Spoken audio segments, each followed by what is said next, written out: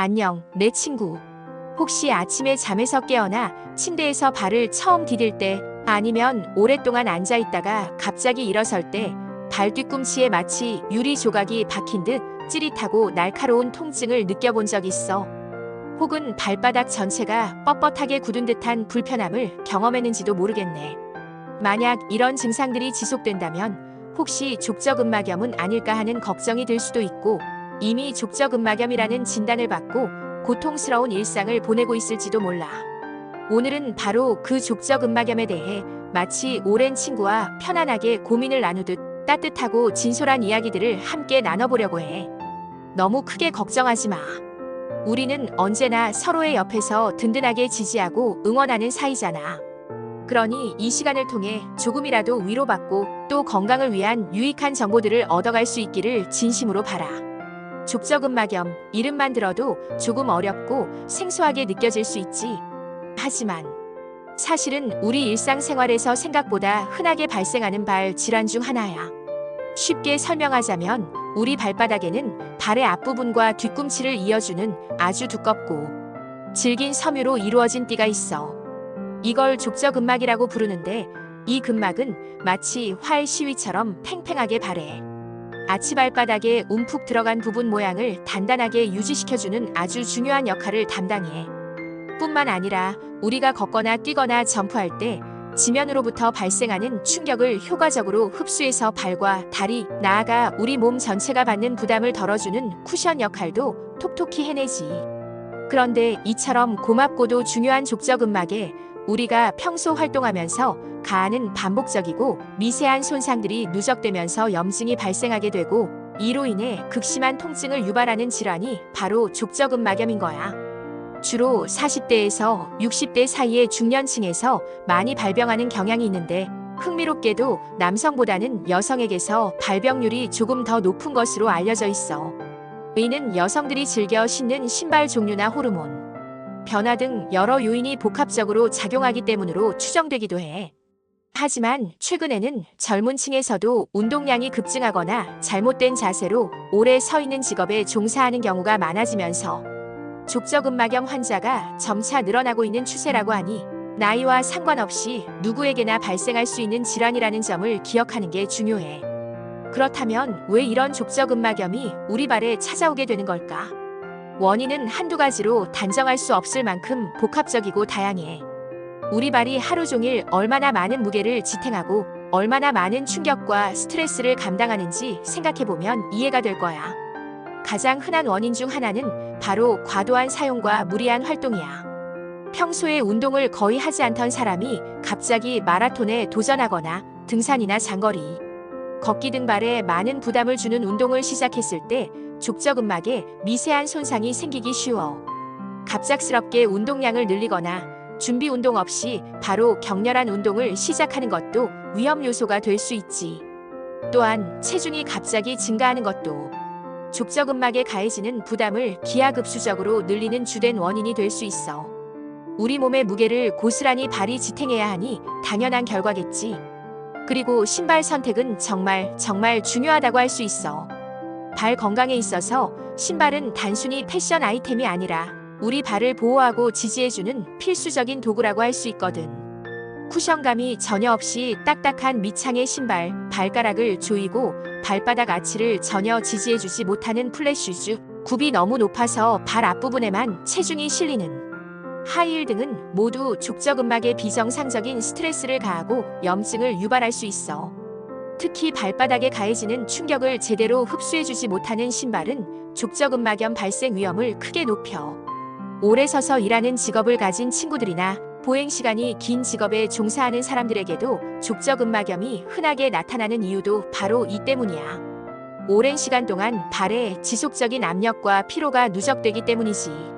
또한 선천적으로 발의 아치 구조가 비정상적인 경우도 있어.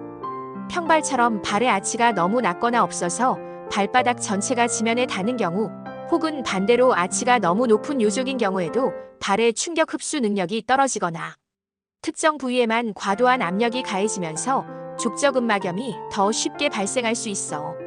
이 외에도 당뇨병이나 류마티스 관절염 같은 전신 질환을 앓고 있는 경우에도 혈액순환, 장애나 염증 반응 등으로 인해 족저근막염 발병 위험이 높아질 수 있다는 점도 기억해두면 좋아.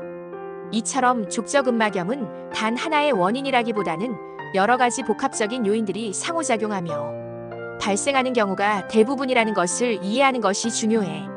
족저근막염의 증상은 대부분 비슷해서 평소 자신의 발 상태를 잘 살피면 자가 진단하기도 비교적 쉬운 편이야. 가장 대표적이고 특징적인 증상은 역시 아침에 잠에서 깨어나 침대에서 내려와 첫 발을 디딜 때 느껴지는 극심하고 찌릿한 발 뒤꿈치 통증이야. 밤새 우리가 잠을 자는 동안 족저근막은 이완된 상태로 수축되어 있다가 아침에 일어나 갑자기 체중을 지탱하며 스트레칭되면서 통증이 폭발적으로 나타나는 거거든. 마치 굳어있던 고무줄을 갑자기 잡아당기는 것과 비슷하다고 생각하면 돼. 꼭 아침이 아니더라도 오랫동안 앉아있거나 누워있다가 갑자기 일어서서 걷기 시작할 때 혹은 장시간 운전 후 차에서 내릴 때처럼 발이 쉬고 있다가 움직임을 시작하는 순간에 통증이 나타나는 경우가 많아. 조금 걷다 보면 통증이 완화되는 듯 하다가도 다시 오랫동안 서 있거나 활동량이 많아지면 통증이 심해지는 양상을 보이기도 해. 발바닥 전체가 뻣뻣하게 굳은 듯한 느낌이 들기도 하고 특히 운동 후에 통증이 더 심해지는 경향을 보이지. 통증은 주로 발 뒤꿈치의 안쪽 부위, 즉 족저근막이 시작되는 지점에 집중되는 경우가 많지만 때로는 발바닥의 안쪽 아치 부분이나 심한 경우에는 발가락 부위까지 찌릿하거나 저릿한 통증이 퍼져나갈 수도 있어. 또 발목을 위로 강하게 젖히거나 발을 완전히 펴서 까치발을 하려고 할 때 통증이 더 심하게 느껴진다면 족저근막염을 의심해봐야 해. 이런 증상들이 나타난다면 혼자서 끙끙 앓기보다는 지체하지 말고 병원을 방문해서 정확한 진단을 받아보는 게 정말 중요해. 정확한 진단이야말로 올바른 치료의 첫걸음이니까. 의사 선생님은 발을 만져보고 통증이 있는 부위를 확인하는 기본적인 이학적 검사를 통해 진단을 내릴 수 있어. 필요에 따라서는 초음파 검사를 통해 족저근막의 두께나 염증 정도를 직접 확인하고 뒤꿈치 지방층 위축, 점액낭염, 종골의 피로골절 등 족저근막염과 증상이 비슷한 다른 질환들을 감별해내기도 한단다. 너무 미리부터 걱정하지 말고 궁금한 점은 전문가에게 언제든 물어보는 용기가 필요해. 자, 그럼 이제 가장 궁금할 만한 부분이지. 족저근막염은 어떻게 치료하고 관리해야 하는 걸까? 다행스럽게도 대부분의 족저근막염은 수술까지 가는 경우는 극히 드물어. 전체 환자의 약 90% 이상이 보존적인 치료, 즉 수술 없이도 충분히 호전될 수 있다고 알려져 있으니 너무 걱정할 필요는 없어. 우리 몸은 생각보다 강하고 스스로 회복하려는 놀라운 능력을 가지고 있으니 말이야. 다만 치료에는 인내심과 꾸준함이 필요하다는 점은 미리 알려주고 싶어. 가장 기본적이면서도 중요한 치료법은 바로 충분한 휴식이야. 발에 무리가 가는 활동을 당분간 피하고 손상된 족저근막이 회복될 수 있도록 충분한 시간을 주는 것이 필요해. 특히 통증이 심할 때는 활동량을 줄이고 발을 쉬게 해주는 것이 최우선이야. 그리고 매일 꾸준히 해줘야 할 것이 바로 스트레칭이야. 족저근막과 아킬레스건을 늘려주는 스트레칭은 통증 완화에 아주 큰 도움이 돼. 예를 들어 의자에 앉아 한쪽 발을 반대쪽 무릎 위에 올려놓고 아픈 발의 발가락을 손으로 잡고 발목 쪽으로 지그시 당겨 족저근막을 늘려주는 스트레칭이 있어. 이 자세를 15초씩 유지하고 10회 정도 반복하는 것이 좋아. 아킬레스건 스트레칭을 위해 벽에 손을 짚고 아픈 발을 뒤로 빼서 종아리 근육이 당겨지는 느낌이 들도록 하는 스트레칭도 효과적이야. 종아리 근육이 뻣뻣하면 족저근막에 더 큰 부담을 줄 수 있으니 종아리 근육 스트레칭도 잊지 말고 함께 해주는 것이 중요해. 잠자리에 들기 전이나 아침에 일어나기 전에 미리 스트레칭을 해주는 것도 좋은 습관이야. 물리치료도 족저근막염 치료에 많은 도움을 줄 수 있어. 그 중에서도 체외 충격파 치료 ESWT는 최근 각광받고 있는 치료법 중 하나야. 이 치료는 고에너지 충격파를 통증 부위에 직접 가해서 염증 반응을 줄이고 손상된 조직의 재생을 촉진하는 방식이야. 여러 연구 결과에 따르면 체외 충격파 치료를 받은 환자의 약 75% 이상이 12주 이내에 통증이 현저히 감소하는 효과를 보였다고 해. 그만큼 효과가 입증된 치료법이지. 물론 냉찜질이나 온찜질을 번갈아가며 하는 대조욕도 혈액순환을 돕고 통증을 일시적으로 완화하는 데 도움을 줄 수 있어. 냉찜질은 급성 통증과 붓기를 가라앉히는 데 좋고, 온찜질은 혈액순환을 촉진하고 근육 이완에 도움을 줘. 다만 냉찜질 자체가 치료 효과를 직접적으로 입증하지는 못했지만 통증 관리에 유용하게 활용될 수 있지. 그리고 혹시 통증이 너무 심해서 일상생활이 어렵다면 의사의 처방에 따라 소염제를 복용해서 염증을 가라앉히고 통증을 줄일 수 있어. 하지만 약물에만 의존하기보다는 다른 보존적 치료와 병행하는 것이 중요하며 과도한 약물 복용은 피해야 해. 발을 편안하게 해주는 보조기나 깔창의 활용도 빼놓을 수 없는 중요한 관리법이야. 특히 족저근막염용 맞춤 깔창은 발의 아치를 효과적으로 지지해주고 발바닥에 가해지는 충격을 발 전체로 고르게 분산시켜줘서 통증을 줄이는데 아주 큰 도움이 돼. 단순히 쿠션이 좋은 깔창이 아니라 발의 형태와 보행 습관을 고려한 맞춤형 깔창이 더욱 효과적일 수 있어. 평소에 신는 신발도 발 건강에 매우 중요해. 발을 안정적으로 잘 지지해주고 밑창이 너무 딱딱하지 않고 쿠션감이 좋으며 충격 흡수가 뛰어난 신발을 선택하는 것이 좋아. 앞서 말했듯이 하이힐이나 굽없는 플랫슈즈, 낡거나 쿠션이 죽은 운동화는 피하는 것이 현명해. 굽이 약 23cm 정도로 살짝 있고 발바닥 전체를 감싸주며 발가락 부분이 충분히 넓어서 답답하지 않은 신발이 발 건강에 이롭다고 할 수 있어. 주사 치료도 생각해 볼 수 있는 선택지 중 하나인데 주로 스테로이드 주사가 사용돼. 스테로이드는 강력한 항염증 효과가 있어서 통증을 빠르게 완화시켜 줄 수 있어. 특히 족저근막의 부분 파열로 인해 발생한 염증을 효과적으로 줄여주는데 도움을 줘. 하지만 스테로이드 주사를 너무 자주 맞거나 고용량을 사용하는 경우에는 족저근막이 오히려 약해지거나 파열될 위험이 있으니 반드시 전문의와 충분히 상담하고 신중하게 결정해야 해. 최근에는 프롤로 주사나 PRP자가 혈소판 풍부혈장 주사, 보톡스 주사 등 다양한 주사 치료법들이 연구되고 적용되고 있지만 PRP 주사의 경우 아직 국내에서는 일반적으로 사용이 제한적인 경우가 많으니 최신 정보를 잘 확인하고 의사와 상의하는 것이 중요해. 무엇보다 우리 몸 전체의 건강과 연결되어 있는 것이 바로 체중 관리야. 체중이 늘어나면 발에 가해지는 부담이 비례해서 증가하기 때문에 건강한 체중을 유지하는 것이 족저근막염 예방은 물론 치료 후 재발 방지에도 아주 중요해. 우리 발은 매일 우리 몸의 모든 무게를 지탱하는 가장 중요한 기반이니까. 그리고 일상생활 습관 개선도 필수적이야.